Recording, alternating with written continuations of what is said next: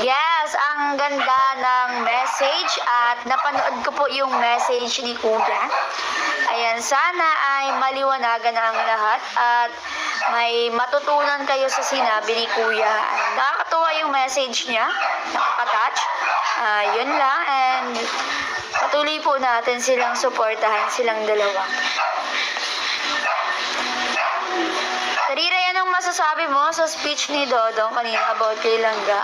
Ano din kaya ang reaksyon ni Langga sa sinabi ni Dodong? Actually, hindi kami nagkasama ni Rachel ang buong maghapon ngayon, pero kasama ko siya kagabi. And alam ko rin na nagbati siya kagabi sa live ni Kuya. Yes. Tariray, daming wak-wak pumasok sa'yo. Saan? Saan may wak-wak?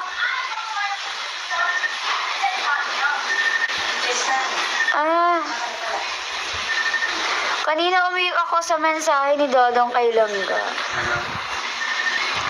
Ako po ay nananahimik lang dito at masaya po akong nagda-live. Pero,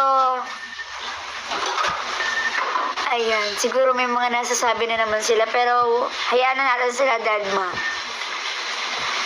Masaya na, Trek. Sana soon maging okay na ang lahat. We trust the process. Ayan. Yes, Tariray, support tayo sa kanila. May basher tayo agad. Kakasimula pa lang ng ating live ay winakwak na naman ako kaagad. Si RMM Wakwak, di ko kilala yung mga yan eh. Tapos yung yung Klepi, Hilda Klepi ba yun? Si Ma'am, hindi ko alam kung ano sinabi niya.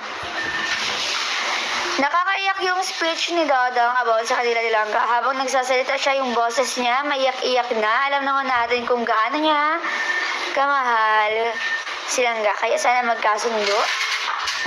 Ang nagpapaano lang kasi dyan, yung ibang supporters na, alam niyo na, nasa yung daw. nasa imong heart. Baka naandyan sa ilalim. Meron pala, kung ilan ang kailangan mo? Saan? Kung ilan kailangan mo? Oo. Hindi nanood sa live ni Dodong ang wakwak na yan. Ako napanood ko yung ibang clips. Maroon natin ba? Hayaan na lang natin siya Tariray kasi masaya tayo. Yes! Basta kami Tariray sa mga sinabi ni Dodong kanina, masaya kami. Nakaka-melt ng heart. Super ang saya. Nakakagaan. At natutuwa man po ako at the same time. Kaya sana maging happy na lang tayo. Cutie Mimay, masaya ako at binati ni Langga si Dodong. Yes, actually, 2:00 talaga sakto.